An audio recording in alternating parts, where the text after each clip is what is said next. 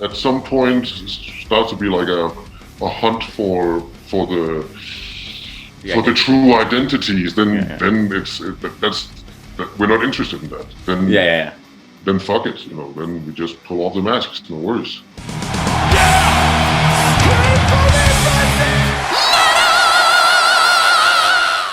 Welcome to the channel, everyone. My name is Belgian Jasper. If this is your first time on the channel, hit subscribe right now. Angstskríg is the new mysterious duo that plays black metal and roll, mellow death, whatever. But it's really cool, and a lot of people are talking about it. They are being supported by a number of very high-profile heavy metal guests on the album as well. To learn as much as we can about this project, I sat down with the band themselves.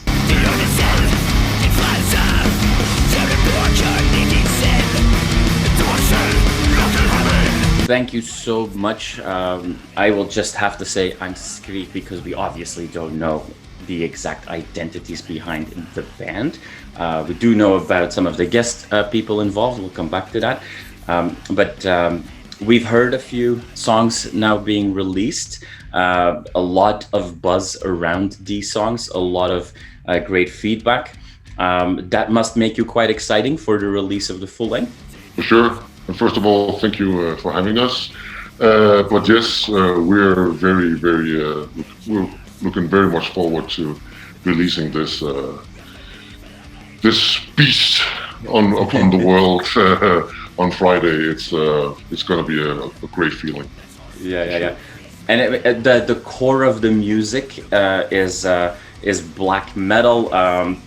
When I listen to the first two songs that have been released, what comes to mind is, early 2000s Immortal meets Kvelertak meets Witchery. There's a lot going on. People are referring to the music as blackened roll, blackened melodic death metal. Obviously, it's hard to label a band or a project on two songs only. So my first question for you is, how representative were these two songs for the full-length album?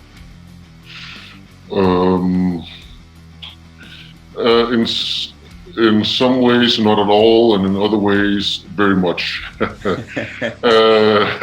Not at all, because they stand alone. They, as you probably can hear, they're very different.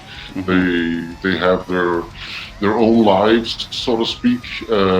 However, they show that we like to mix different styles of metal music around a core of black metal. So yeah, you can call it blackened, you can call it mellow death, you can call it black and roll.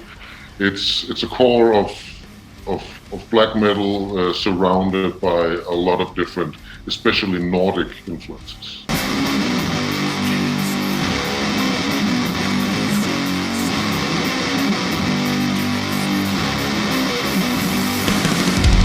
One of my friends, sent me a message when he first heard the first two songs. So like, whoa, this is like old school Mayhem, but with better production and actual musicianship. I don't know if that was something that you agree with or not, but people seem to get quite excited. I love Mayhem, but I hear the point. Before we go into a little bit more the music and everybody involved, from a guest perspective and what is coming for all the fans. Obviously, there is a lot of mystery around the project, but can you share a little bit more about how the project came to be and the backstory? Because there is quite some history there, apparently. Actually, we go way back. We were taught. We had a common mentor who took us into the wonderful world of metal music. And he saw that we had ambitions as musicians, so he kind of took us under his wings and inspired us to be creative, be productive, to learn how to perform and perfect our musician abilities. And then we were creative for a while together. But then life happened. we took different paths through life. One through a more academic and research path, and the other through entertainment and musicianship. But it was always, since we never drifted apart like mentally. We did physically, we're separated, but it was always written in the stars that someday we would join forces once more, and be creative together again.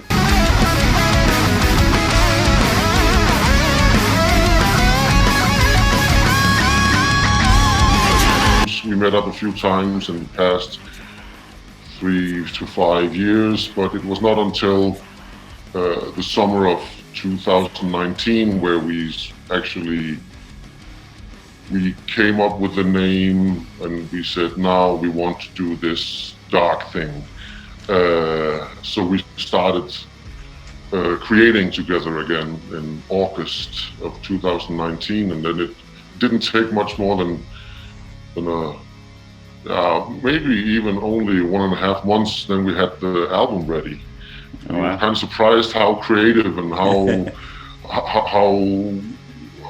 much of an explosion of creativity this was. So we decided to call up Frederik Brandt Jacobsen, our producer, and say, hey, do you want to produce a record? And luckily he said yes. And within half a year we had a finished record.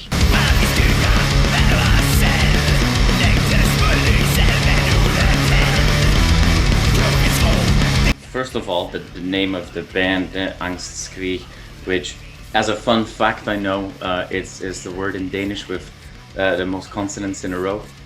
It's a scream of anxiety, scream of fear, quite prophetic. For a lot of people in 2019, if we now know how the last 18 months went for the world. Yes. Is it interesting for you to see that songs that were written before all of this probably have taken on a whole different meaning in life for most of the listeners than how you wrote them?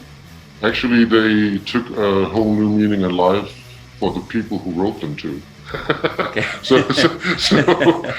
So we were actually, when we looked at these songs, and then COVID hit, then wow, this song actually has more layers now. Yeah. So definitely, it's a more relevant album now than when we actually wrote it. Exactly. And that just proves the point that everything is always developing, even if you want it or not. A product like this also takes on a life of its own, and that is, to us, is just amazing. Yeah. So now, when we look at all the people that are involved, it's not just the two of you. Obviously, there's quite a few guests on the album. There's people from Soilwork. There's people from Kreator. That tells us two things. One, what you already hinted at before, this is going to be a diverse album, and it'll be quite an interesting listen. Second, what that tells us is that not everybody involved in the project directly is, doing their first rodeo. There are some experienced people here, because otherwise, let's be honest, for a debut album of a completely unknown two-piece, you would not have that kind of support from the world of metal. So maybe let's, because obviously I'm not here to figure out who is behind the mask. Let's talk about that variety of songs. You already mentioned that there's going to be a lot of different things going on. What are some surprises or some guest performances that really for you stood out? Well, that's always hard, because everybody pinched in with quality that we couldn't provide ourselves.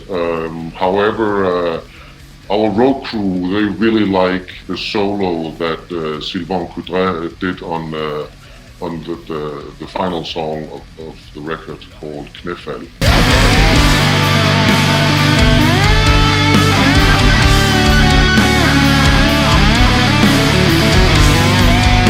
This wouldn't be the first black metal mysterious project that releases some really interesting music, but then never really has a life beyond that.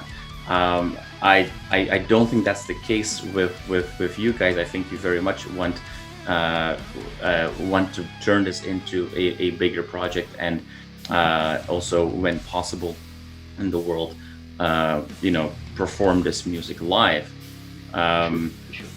Then obviously there's the question, how do you do that? Because there were a lot of guests on the record, but even if you discount the guests, there's more going on than just two people playing instruments at any given time. So are you already trying to figure out how you will bring this live? Are you thinking of bringing additional people? Will we be looking at two people with a lot of click tracks? Like, help me understand what the future will look like.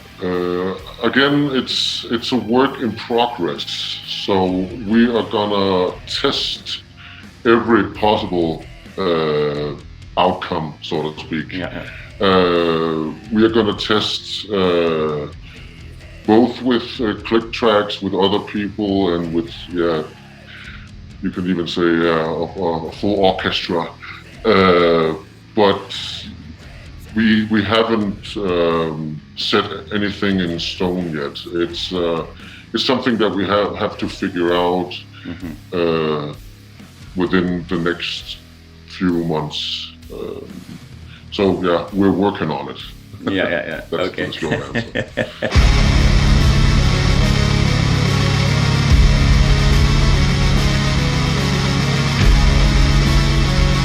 At the end of the day, a full black mask is just as mysterious as corpse paint and another kind of uniform that is being put on, if you will.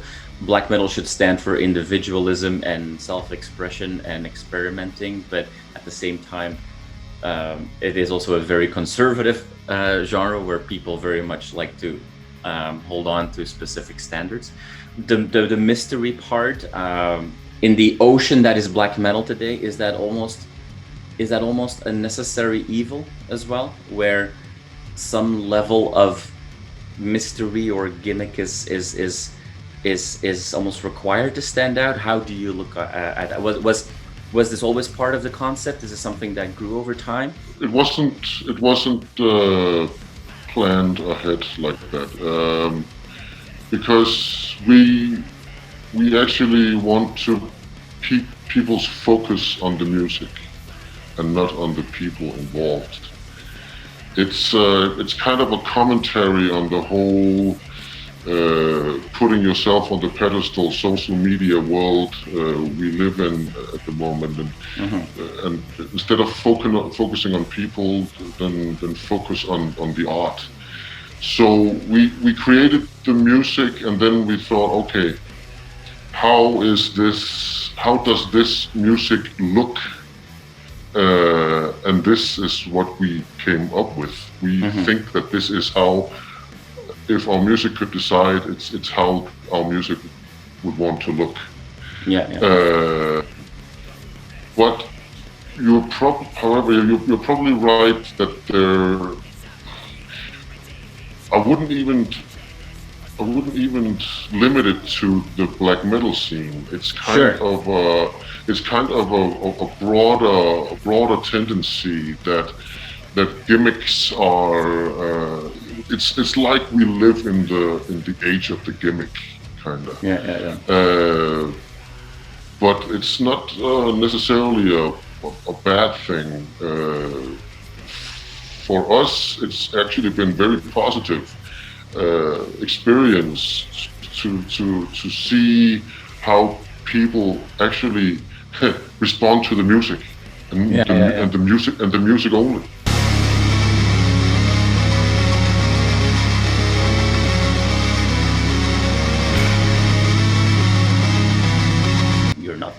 band that protects your identity. In black and roll, you also have Midnight, for example, and there's plenty of bands that wear masks out there. A lot of very big bands as well. At some point, they don't have the hat though. They don't have the hat. They don't have the hat or the nice suit. Let's be honest. But at some point, there are going to be people that where you want to have people focus on the music and not worry about so much who is playing the music. There are going to be people that will almost ignore the music and try to figure out specifically who's behind the mask. Yeah, we've seen that with Ghost, we've seen that with Slipknot, we've seen that with every band that became quite popular while trying to hide identities. It's something that will take a lot of effort for you and potentially also in your personal life to kind of keep that secrecy. Is that something that you are somewhat afraid of as well, or is that just, you know, hey, this is what I've signed up for and I'm up for it? We are definitely prepared to take off the masks if the balance between the visual and the musical is turning more and more to the visual side. Then, right. Then we'd like to piss everybody off and just pull off the mask and say, this is us. Because it's the music, and if it's at some point starts to be like a hunt for the true identities, then we're not interested in that. Then fuck it, you know. Then we just pull off the masks. No worries.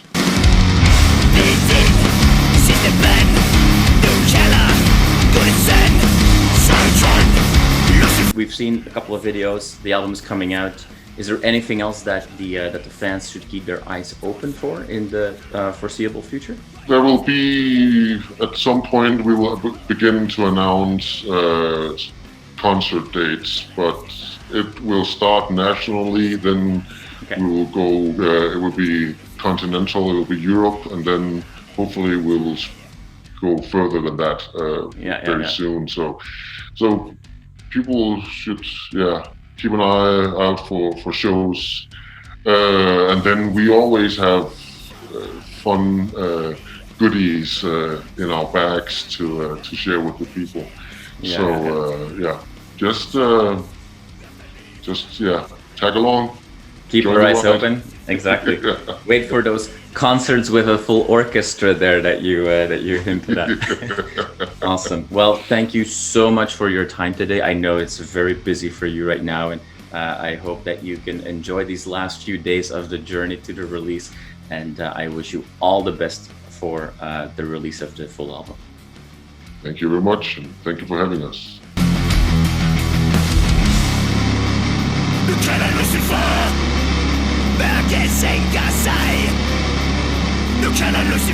You are awesome for watching this video. Click right here to see more content like it and subscribe to the channel.